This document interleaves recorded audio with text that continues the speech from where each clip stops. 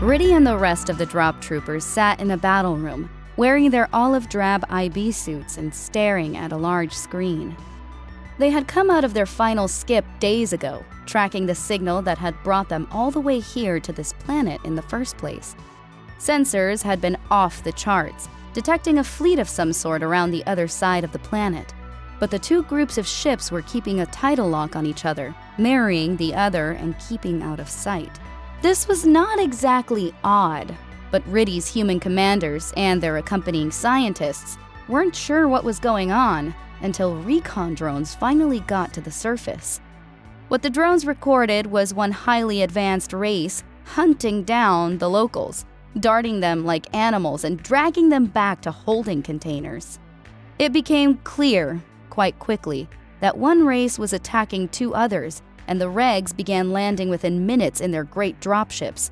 The carriers deployed light bombers to zip in and drop explosives in order to give the locals time to retreat further, which led to dogfights in atmosphere. F-14 PP-3 Starcats were deployed, air superiority craft that found these enemy fighters quite trifling, leading to 37 aerial victories to a single downed F-14 PP, within only half an hour of dueling each other. While the enemy fighters pushed on their engines and left atmosphere, the F-14 PP-3s instead hovered overhead, watching the pilot and co-pilot of their downed fighter. The locals down below, at first afraid, started helping the wounded pilot from his craft. This led to the regs having to balance their approach to the towns, landing peacefully and unboarding without weapons drawn, since they had the time. It turned out to be a good idea, as the regs had found the smaller, razor-handed insectoids that lived on the planet rather feisty compared to their softer, taller fellows. On the screen, the regs had dug in around a large town, the technology level barely out of the late Bronze Age. "Tell me again what they are?" Riddy said, her eyes watching as the regs repulsed another probe by their new enemy. Alias rolled his shoulders, then leaned back with a creak of his IB suit. "They're some insectoid race, but with an extremely advanced evolutionary progress. According to the regs, they look a lot like moths, but with more humanoid features and vestigial wings. The moth folk have two sets of arms like the Kojin, but there is also a subrace of little warriors that just have blades for hands, two sets, and a pair of powerful legs." "Are they tall?" Shasta asked. Alias shook his head. "The moth folk are barely over 4 feet tall. The little warriors are just under 3. They were a bit shook up when the regs landed, but are actively helping the regs now that they understand what is going on." "How did they manage to get across the language barrier?" Shasta asked. "Their language won't be in our archives, so the data slates won't be able to do their things. And I am sure they don't know English." Alias let out a little chuckle. "Well, the little warrior fellers were posturing quite brazenly when the regs landed, but once the regs started putting holes in the people that had been kidnapping them, the point got across quite quickly. Can't blame them, though. I'd be on edge, too, if some fucking alien race had come down and started stealing my people." "I'm surprised they didn't attack us on sight," Riddy said offhandedly, crossing her arms. "I'd start swinging at anything that didn't look like a Katja if that kind of shit was happening around me." "At ease," a voice bellowed out, cutting across them all and their idle chatter.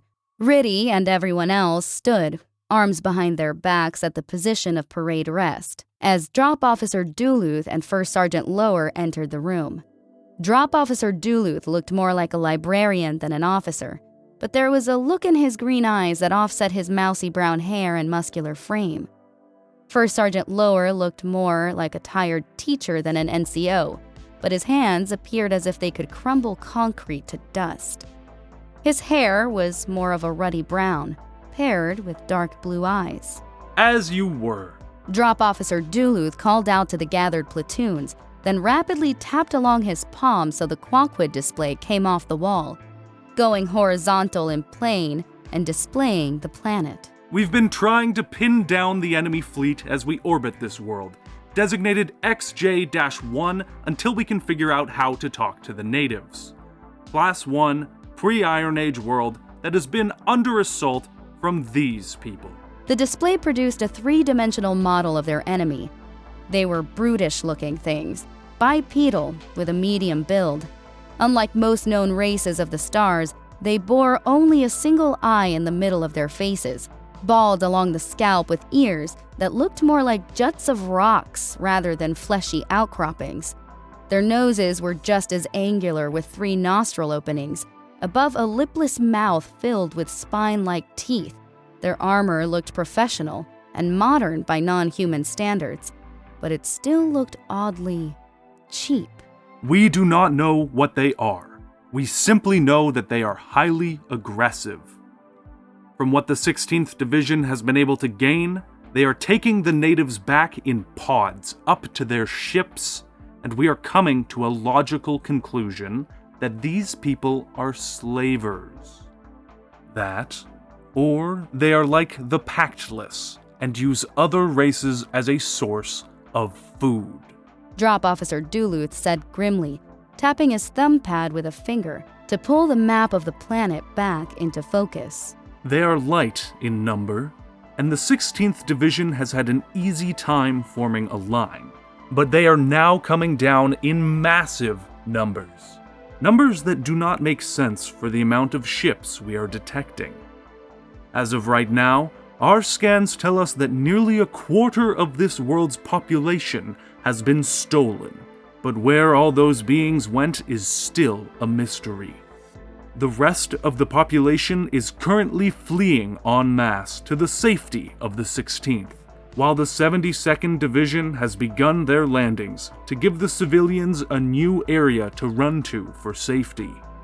When they first landed, the enemy was in the number of a few thousand, but it has skyrocketed to over 16,000 and climbing. Our technicians believe they may have advanced technology aboard those ships, and that is why they are mirroring us, making sure we can't disrupt them. The screen slowly zoomed in on the planet as Drop Officer Duluth manipulated the camera, in which First Sergeant Lower stepped forward. They are massing here, along the main anvil of the 16th. The 16th has multiple brigades of armored vehicles, and while casualties are light, we believe they will soon, somehow, come under assault from over 20,000 enemy troops and vehicles. We are confident they can hold and safeguard the civilians for as long as they need to, as they are dug in deep and fortified. The 72nd is landing around another larger town, one we believe may be some sort of capital. First Sergeant Lower was cut off by a loud ringing alarm, followed by 3 sharp shrilling whistles as the display zoomed out on its own. Drop Officer Duluth looked down at the map angrily, furrowing his brows as his eyes flared to life with the annoyance that only a CO could understand. Sir? First Sergeant Lower said, stepping quickly over to Drop Officer Duluth. The man stared hard at the map, blinking as information was fed to him through an inner skull implant that allowed him to hear without blocking his ears. Drop Officer Duluth then jerked his head up. His gaze narrowed.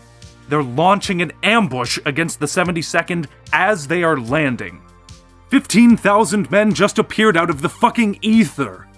To your pods, now! Hi! Specialist Frederick bellowed, coming to his boots once again. Time to scrape paint. The battle room vibrated with the war cry of the platoons, and boots began to pound down the alleyways towards the armory. Riddy could feel the ship rumbling and maneuvering under her boots, the engines roaring to speed as Void Navy gunners sprinted to their positions along the other alleyways. Riddy was fast, slipping under and around humans as she skittered into her armory pod, holding up her arms. The mechanical arms of the fitting machines were already buzzing around her before her arm muscles settled, slamming her armor into place around her in record time. The usual small screen flickered with words near her line of vision. Private First Class Riddy, SOBP 19621983, confirmed. All armor pieces accounted for. All armor pieces showing 100% functionality. Armor rating 100%. Ammo load 10,000 rounds. Deployments XJ1. Confirmed kills of record not available. Drops not available. Current assignment ship The Wild Hunt. SOBP record. Clean. The whirring, thudding locks of her Scourskara armor coming together filled her ears as everyone else began to get their armor on as well, her chest plate giving a final vibrating shunt of metal as it was locked into the rest of the plating. Her suit hummed to life and swarmed with movement as the plates adapted, allowing the arms to lock her fully loaded ammunition pack onto her back.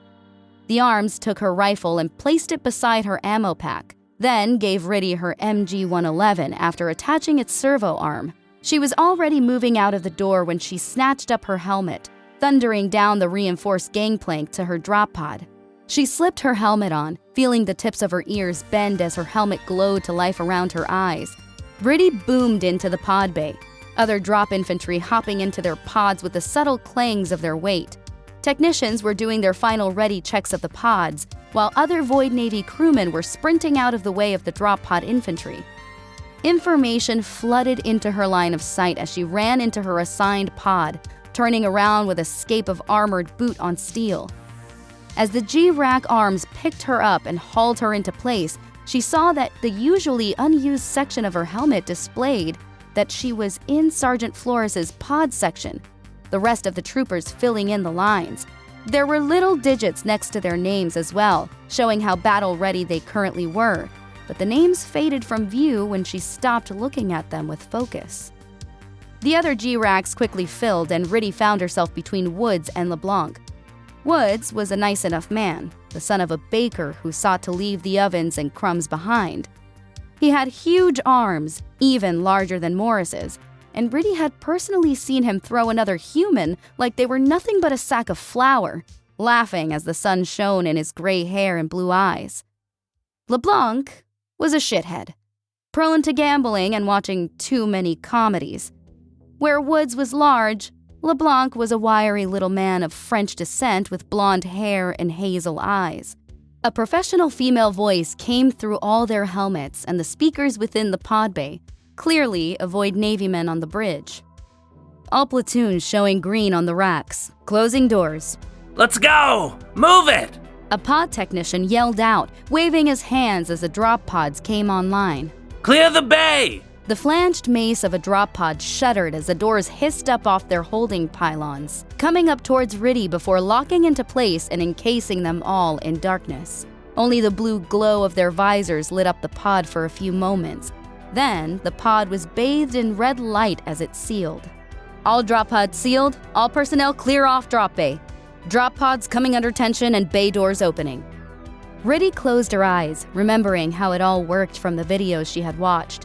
The bottom of the ship opened up damn near like a barn door, exposing the bottom of the pods and allowing them to be shot out.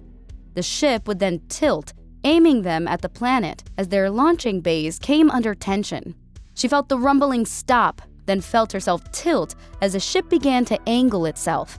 Her pod then began to shake as it was pulled up into launching position, preparing to launch the pod at such speeds that she would feel 5 Gs out of the sustained 10.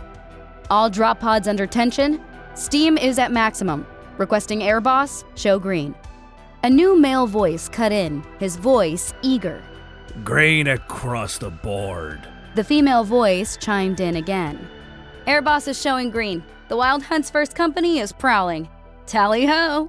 Tally-ho! The air boss barked out with a laugh, and Riddy felt blood slam up into her skull. Hounds away! In sequence, the drop pods were fired from the Wild Hunt's launching bay, propelled outward by the old-fashioned steam-powered launching systems. There were no flashes of light, no bangs, just puffs of exhaust as the drop pod green vessels were thrown through space.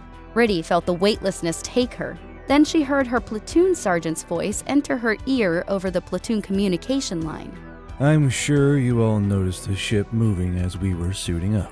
Sergeant First Class Bloodmorn began, his voice calm despite the fluttering of Riddy's heart.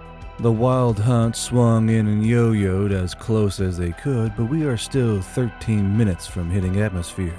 There is absolute bedlam going on down there for the 72nd, and we still have no idea where all the Op-4 came from. 3 dropships are down. Casualties are climbing, but the boys are circling their wagons and waiting for us. Our goal is to tackle the infantry as soon as we land. and our pods are going to be calculating our drop points all the way until we hit the ground. We are going to be landing in front of their lines around the downed drop ships, forming a new line and giving them time to retrieve those who are trapped inside or wounded. M1AX Abrams were able to land in good order and took care of the enemy armor, but that was after enemy vehicles took out the engines of the fallen dropships. Our mission is simple. We land, we kill. According to our LT, there's a strong chance that we may be down there for a while, and if that is the case, we will either receive auxiliary pods for our armor, or we are going to have to field enter our armor should we leave it. If you have a standard magazine in your SR-113s, change them out for assault magazines. Watch your timers. Riddy didn't have to worry about her rifle, as it was her backup weapon, but the others began pulling out their more standard magazines for the longer, higher-capacity assault magazines. To the shock of none, it was rather unwieldy to use the longer magazines when in garrison, as well as being heavier than leaded sin, but they were extremely common for heavy onslaught infantry. Despite what he says, always load in your assault magazines before entering your pod. Frederick said over their platoon communications, his name lighting up in purple on her visor. He is being polite and reminding you new fish, but you will empty those mags within the first couple of seconds after landing. Steady up. Riddy nodded more to herself than anything else. Then one more voice entered her ears. Sergeant Flores's voice was as tight as it usually was, though there was an exposed edge of excitement on the back of her words. When the doors drop, some of you will be facing the wrong direction. Take stock, come around the other side of the pod, and join us in line. According to Bloodmorn, the Op4's weapons have trouble penetrating armor, but they are accurate. Keep your gaps closed. Riddy, Wheeler, I want you laying down fire as soon as you see something shooting at us. Riddy's armored fingers rolled along the top of her MG-11, the noise of metal on metal dulled by the blood pounding in her ears. She stared at the ramp door as it glowed in the red light, going over all the steps in her head as time slowly crept by.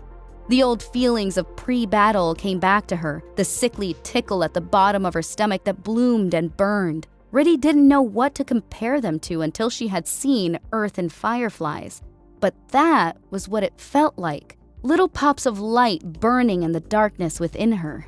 She remembered her very first combat action against the Ur. She had been terrified, excited, the whole thing a violent, maddening blur as she raged against a wounded enemy that was already reeling. Riddy had not fought the Ur in their prime, when they were true terrors of the skies. She had come in late, picking up the pieces and killing where there was killing to be done. Falling from the sky here, this was the first time she would face an enemy on the same footing as the humans. The thought nearly caused her to burp, her stomach bubbling with nerves. Her first kill had been a starving Ur, barely consuming enough slurry to stay alive and combat able. This new enemy was in their prime, raw. Riddy closed her eyes, drawing in a deep breath through her nose. This time, the kill would be earned. Her true first kill. Angel 1 in 1 minute. Riddy snapped open her eyes as Sergeant Flores's voice brought her back to reality. She dragged in another breath, looking down at her fully loaded MG-111 and double-checking what she could. Her spare barrels were in her right thigh plate and were on her visor. Her MG-111 trilled as she tapped the Check All button, showing all her systems as green, loaded, and functioning. She rolled her shoulders, her heavy Scoursgera OBP armor plates humming and sliding along themselves with the motion. Her wide pauldron shield loomed next to her helmet like a stalwart guard, layered with a thin sensor to let her know if anything was in her blind spot. It was quiet and calm until the slam generators hummed to life. The pod began to shimmy and shudder as they hit actual atmosphere, the generators shaping plasma around them to keep the heat at bay. Angel 1! Riddy felt the steel drag chute pop away from its holder, furling out and catching the early atmosphere. The pod really began to vibrate and rattle now, slowing itself down in the early stages. This lasted for what felt like hours. Then, the pod began to hum again as the outer rotation fins began to extend out from the pod. The flanges began to buzz as they caught heavier air, and the pod took a hard angle as their landing calculations were updated. "Intel is updating," Sergeant Flores said into their helmets. "We're landing during an enemy push. Come out swinging. Hey, Dingo baby, can you turn us around so Riddy and Wheeler are front towards enemy?" "Ah, great, thanks." Riddy's blood began to bubble as bad as her stomach as the pod tilted again, her skin feeling like it was itchy and on fire. She gripped her MG-111 like it was a lifeline, the drop pod humming and buzzing as the blades slowly began to turn. The whine began, the primming and spinning of the ascender engine, and Riddy bared her teeth. It was this noise that always made her realize how real it all was, how close they were to landing. She would be landing in combat, in her armor for the first time since training. The deep thudding chops of the rotor blades, the keen, growing whine of the ascender engine. It made her eyes go wide, her heart to race, her fur to fray, and her hackles to raise. Death was coming. Her drop pod the trumpet of its arrival. The lights turned from red to amber. Riddy swallowed, her mouth dry, tongue thick in her mouth as she began to count. The warning klaxon barked 3 times, and Riddy suddenly felt as if she had to pee. With a roar that could shake the dead from their graves, the ascender engine bellowed to life, causing Riddy's G-rack to hiss and go to work, dampening the worst of the effects as the pod slammed into the ground. The bell rang, a rattling, manic death knell that stung the air. Riddy's wide, armored boots hit the ground with a thunderous clang that shook her knees. With a rumble, the doors fell to alien ground with a dull whump. And Riddy ran forward, swinging her MG-111 in front of her. Vehicles were burning everywhere, a cascade of dark smoke and churned metal that pocked the open prairie like blackened sores. Landing ship parts were strewn everywhere, impact drags from their fuselages scoring the soft dirt in huge, smoldering grooves that tore the earth apart like ragged blades through flesh. There were panicked voices all around behind her, the sound of other drop pod doors slamming open, the ring and shriek of enemy munitions singing past her helmet, and the rattle of regs climbing up into or down from their stricken crafts. The growing thumor from thousands of enemy boots grew slowly in volume, their heels digging into the grass as they pumped their legs, hoping to gain the ground and dispatch their newly arrived foes quickly. They were everywhere, screaming, shouting orders in an unknown language. Riddy barely had to bother with the trouble of aiming. "Hi!"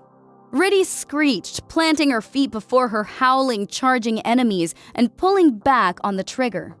The number tracking her ammo count danced on her visor as she spat out a long line of lead, the heavy 8mm Spandau rounds ripping through the inadequate shielding and armor of her unknown, one-eyed foes. The effect was immediate, the heavy lead core ammunition spinning or ripping them backwards as the rounds made contact. Armor shattered with flashes of yellow light as the shields were immediately overwhelmed, pale blue blood splashing into the air and splattering along soft grass, no longer unblemished. Riddy kept the hammer down and turned, her control arm whirring angrily as she dragged her line of fire sideways, cascading red tracers along the charging enemy line like an angry kid pissing on ants. Wheeler came striding up beside her, his steps determined and malicious as he too kept his MG-111 breathing fire. "They're halting, Riddy," Wheeler said, his voice coming in through her ears. "Caught them flat-footed. Can you shift your fire left?" "Shifting," Riddy said confidently, releasing the trigger to pivot on her heels as if she were completing a left-facing maneuver. She saw a small clump of the one-eyed soldiers running for the cover of the crater, and she pulled her trigger with a snarl. The red tracers ripped across their backs like a whip on water, their uniforms shredding apart in a fray of rent fabric as chunks of their lighter ablative armor exploded into the air in fragments. Riddy did not pause, mowing down 20 enemy troopers in only a few seconds. Riddy glanced up at her visor, checking her ammo count. MG-111, 76% heat. MG-111, 6,153 out of 10,000 rounds. Mount arm, 100%. Watch your ammo, Wheeler! I'm damn near halfway through my pack.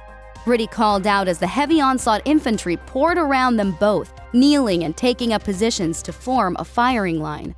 Wheeler tilted his dagger helm towards her, still holding down the hammer as he suppressed a group of combatants behind broken engine wreckage. We'll time our pack reloads. Remember that we have an extra pack each on the pod. Lay it on them. Sergeant First Class Bloodmorn roared into their ears, the huge human striding forward while firing his well-battered rifle from the shoulder. Drown them. Don't give them time to breathe. The heavy onslaught infantry were forming a literal wall of steel, their firing line nothing more than the flash of sunlight on steel and the angry haze of hot weapon barrels. Their enemy, whatever they were firing some kind of propelled munition as well that flashed with light as it hit their armor, spattering the air with sparks and leaving a small dent wherever it landed.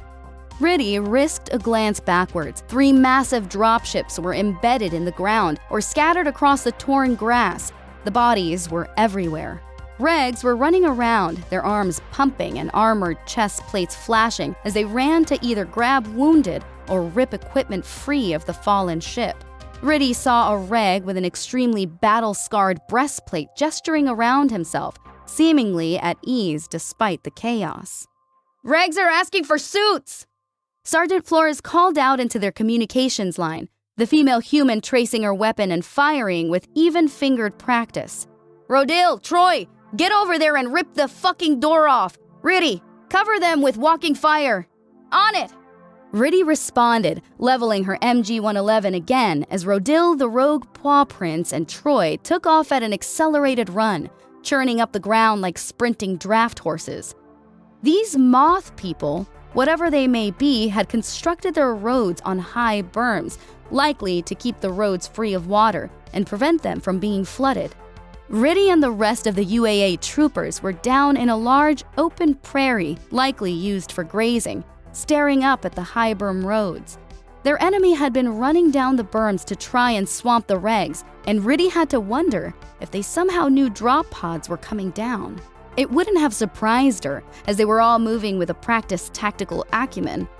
Despite their charge, the one-eyed soldiers were now spreading out and finding cover, though more of their kind were swarming over the berm or setting up weapons on the road. Riddy blinked. Those were large weapons, and their barrels looked very mean when pointed in her direction. "Heavy weapons on the berm!" Riddy called out, hefting her MG-111 up into her shoulder proper and spraying lead so it skipped along the road and tore through anything made of flesh. "Silhouettes on the sky! Shift fire to the berm!" Sergeant Flores howled, and the human was now moving forward. "On me! First pod!" Riddy's fellow drop troopers bounded forward, their legs slowly coming to full speed as the line reacted. A command must have gone out over the NCO communications as 2nd, 3rd, and 4th pod sections were now coming to full speed, the entire platoon charging forward to gain an angle on the berm. Riddy continued walking sideways, firing in long bursts as targets presented themselves. She traced along the berm to either kill the one-eyes or get them to cower in cover, then ran her stream of fire along multiple defilades. She managed to catch 3 one-eyed soldiers across the chest, and Riddy bared her fangs as sunlight briefly glowed through their bodies. Her ear mics picked up the Regs yelling at Rodil and Troy. "Take it! Take it to the one with the ears!" A human was shouting, and she heard the rattle of ammunition. "Reload incoming, Riddy," Rodil said with a calm tone, the actuators of his leg armor slowly growing in volume as Troy ripped the door away with a shriek of tortured steel. Riddy slammed down onto her right knee and kept the hammer back, spraying along the berm again as a large crew-served automatic weapon started barking at them, causing a drop trooper to stumble backwards and clatter onto the ground. "Medic inbound." A voice purred over all the comms, and a female human came walking out of nowhere. Her armor was normal, her helmet bright white with a red cross running down the middle of her visor. But her mocambre was already sliding out from beneath her palm, dripping with Aloe 8.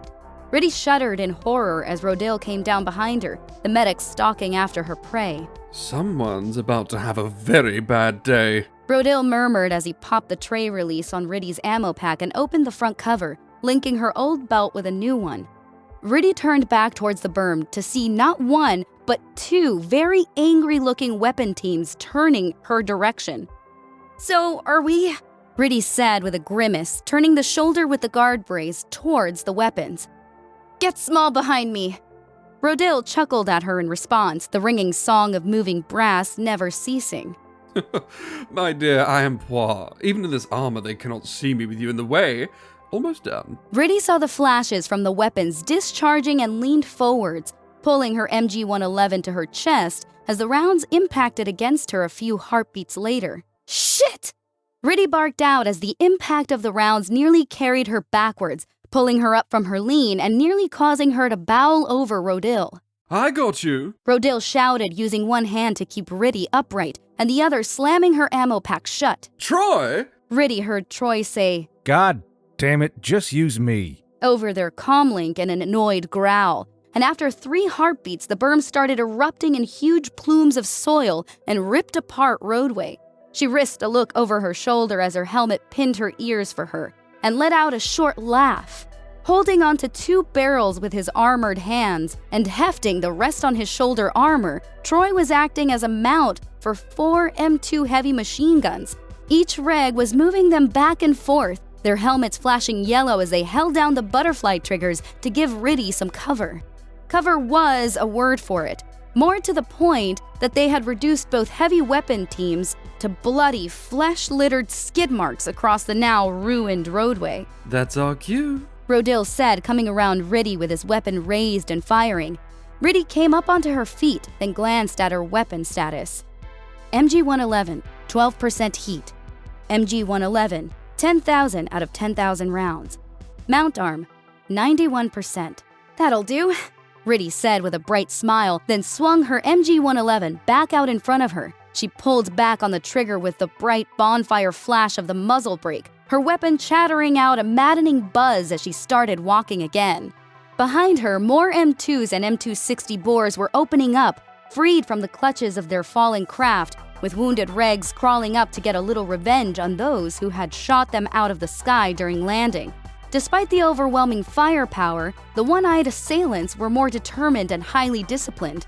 More of their own crew serves were opening up from a bushy wood line to their left, while their regular infantry held. Both sides were attempting to hold sway over fire superiority, and it was still coming out to a hard stalemate. When an enemy munition exploded with a great clap amongst the drop infantry, things were starting to take a turn. It must have been a high-angle mortar-like weapon of some kind, the flash bright but very little shrapnel to be found. Whatever did make contact with their armor behaved the same way as their munitions, giving off great sparks of light with concussive force. Another mortar-like round fell near Riddy and Rodale, scratching their armor fiercely and causing them to stumble to their knees. The round may have not had a lot of shrapnel, but it packed a hell of a wallop with the pressure wave. The unit chatter in her ear was constant, everyone reporting in what they were seeing or calling out for targets. A far more authoritative voice cut through them all, one that made Riddy's helmet perk her ears without her gesture. Guidance! Guidance! Iron Rain 6, take that fucking ridge! Drop Officer Duluth had actually used the all-command channel in their helmets, his voice broadcasting to every trooper under his command. For the first time since she had arrived, Riddy had received her first company-wide command. Such commands were rare, used only when delegation of commands would cost valuable time, and she had received one on her first combat drop. The renewed adrenaline rush caused her fur to raise on end all across her body, and she felt a need to say something. "Katja, drop your bags!" Riddy called out, stealing her voice as she blinked at the release for her tail bag. "Tails out!" Without another word, Riddy started forward, her bright yellow tail fluttering free and rustling in the wind as she ran. The sun glittered on the exposed metal of her armor as she fired on the move, the entire gun line of heavy onslaught infantry surging forward like a tidal wave of iron, lead, and steel. Pops of color were erupting amongst their ranks as more yellow, brown, pink, blue, red, Orange, black, and green coffee and tails fluttered out into the sunlight. Their one-eyed enemy, seeing a hulking line of assault armor coming their way, did the logical thing and began throwing smoke grenades as they ran, clambering up the steep slope of the berm in order to escape their executioners.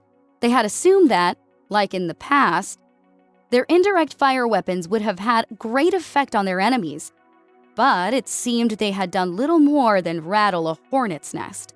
The air roared and thundered as weapons discharged, heavy rounds from the M2s sailing over Riddy's head and rendering the air with their ear-splitting cracks.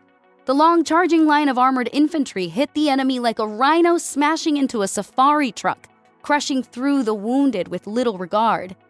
Golden smoke did little to hide their retreat as the drop pod green and steel suits punched through the clouds, weapons throwing hard shadows as the Wild Hunt's first company found themselves at the backs of their quarry.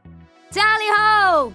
Sergeant Flores bellowed, her armor gauntlet cleaving straight through a wounded combatant's head and leaving a shattered stump in its wake. Her war cry was answered in kind by her entire pod section, Riddy's voice roaring as she pumped her armor legs and came up onto the crest of the berm road. If she had thought they were thick on her side, they were swarming on this side of the berm. What the hell is that? Riddy called, pointing to something as it flashed with piercing white light, so bright that her visor dimmed itself for a moment. Where the flash once was, there were now a neat stack of rather surprised-looking one-eyed soldiers, nearly an entire battalion-sized element. Riddy didn't pause as she swung her MG-111 up into her shoulder, watching her aiming reticle glitter across her visor and show her that the weapon was sitting dead center of the entire formation. She planted her feet in a bracing stance and pulled back on the trigger. The thrumming thunder wave that was the MG-111's percussion cloud of noise splitting the air once again, the muzzle brake throwing the dust from the road around their feet. Glittering, bolt-scarred brass sang and tumbled along green alien grass, the tall stalks bending away from Riddy as if giving way to her very aura. Riddy held down the trigger until her MG-111 let out a series of trilling beeps, the small cage on the side of the forward heat shield housing clicking open. A glowing red-hot barrel was spat out from it, the same time her armor whirred open and exposed her extras, pushing out a fresh barrel into Riddy's hands. With practiced ease, Riddy slammed the barrel into the receiver cage, and the MG-111 closed itself, locking the barrel into place with a soft affirmative beep.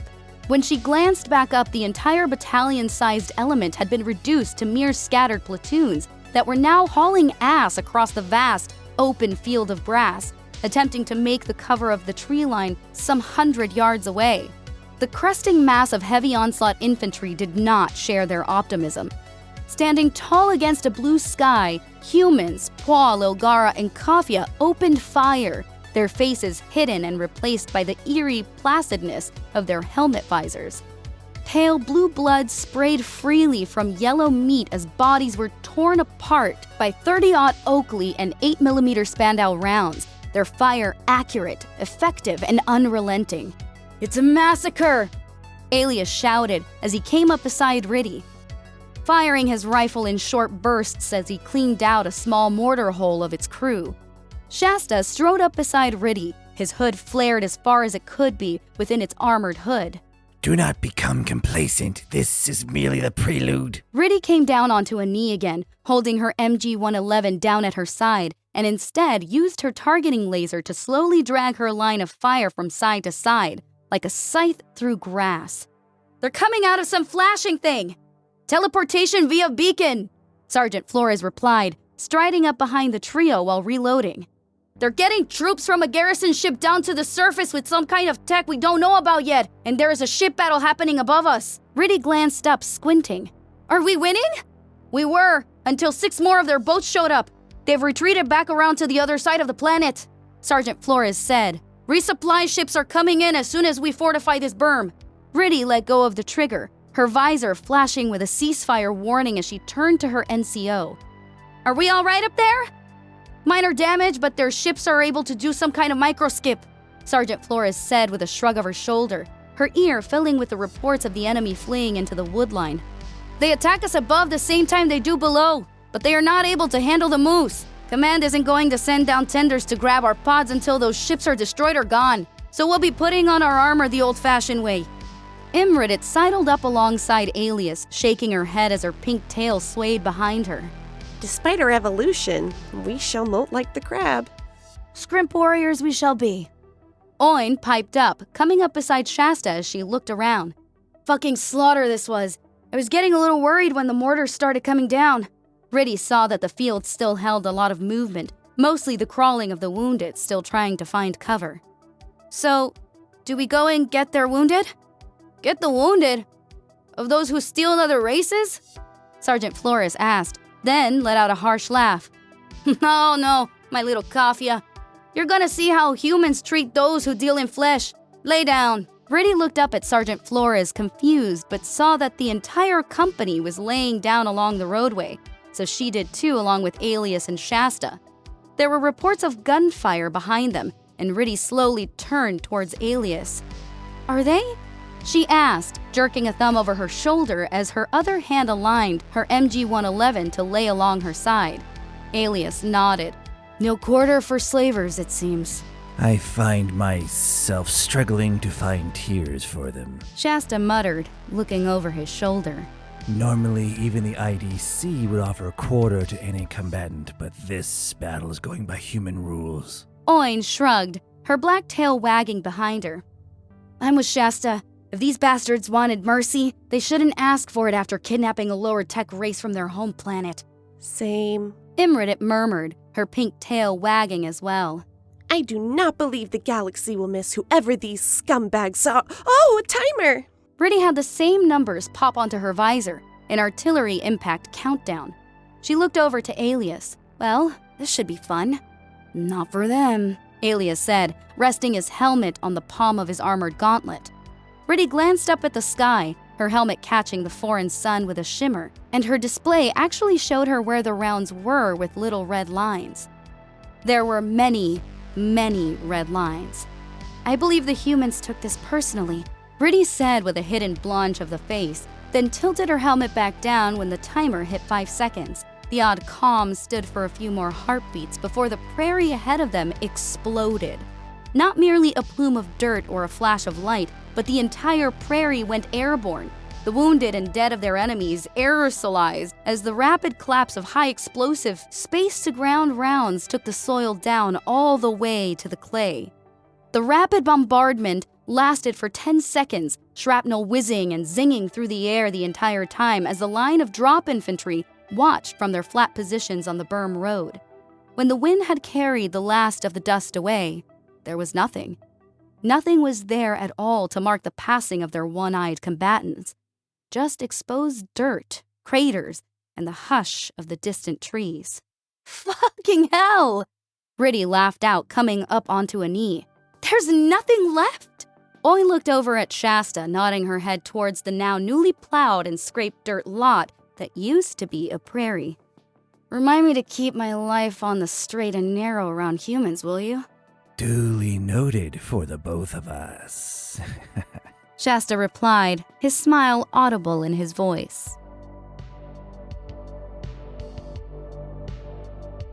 And that was Chapter 17, The Vanguard of the Drop Pod Green Sci-Fi series, written by Guardbro and proofread by Franners. If you like these stories and others like them, be sure to subscribe to Guardbro's Field Desk, join us on Discord, or become a member of the Ko-Fi. Ko-Fi members get a special channel on the Discord, sneak peeks at future chapters, as well as access to the works in progress of all artwork. And now, a shout out to our first shirts, starting with Ferne, Some Dude, Decimus, Grandpa, Warcaster, Silver Cerberus, Scandrin, Ebon Kitsune, Nessence, Jarnhu, Marquez Theodoric, Savage, The Other Killjoy, Calistred, Aaron Wilbur, Ware Waffengeist, E-Machine O, Cody Jarrow, Death Stancer, and Insane Medic. And in E4 Mafia, we have Ugbar, Bakashi of Caliban, Lone Burrow, Hot Potato Grenadier, Tiamat, Sonic Arrow, Sleepy John, Valk Bambi, Shadowman, Baiko, Damon Babe Plays, Chiba Chigoni, Inquisitor Matt, Hellhound 23, Knoxvox, Dazzlander, Darkside, Kiwi Bastard, Lacunai, Matty Boy, and Crusader of Florida. And in Snuffy Squad we have E, Kira, Milkman, Split Iris Bear, D's 94, Lacunai 8, Alan Solano 9, Swamp Yankee, Breached, Blade 7, Mimsy, Saxon's Mueller, Stacker 6818, Emperor Dipshit, Chaos Spartan, Vended Lara, Antilus, Robbie Smyers, Woe Class Chibi CV, Moonshot 421, John Doe 4321, Gonkus, Mianikoi, Fanfor 13, Toyin, Martel Martlesby, Noodle, Mika, Scott Anderson, Vertus the Fox, Damian McQuinn, Super Stink 64, Elder Rock, Croman, Dow 3K, Jules, Blah Lord, Thrace Vega, Dave and Sean Holtz, Andrew and Gil, Yeti Potatoes, Skelters, Kite Zero, Classy Cthulhu, Diesel Dog, Coffee Commander, Anto, Duncan D, and 13.2 by 14mm Ein. Until we see you next time on this side of the veil, I'm Larissa, and this is Guard Bros Field Desk.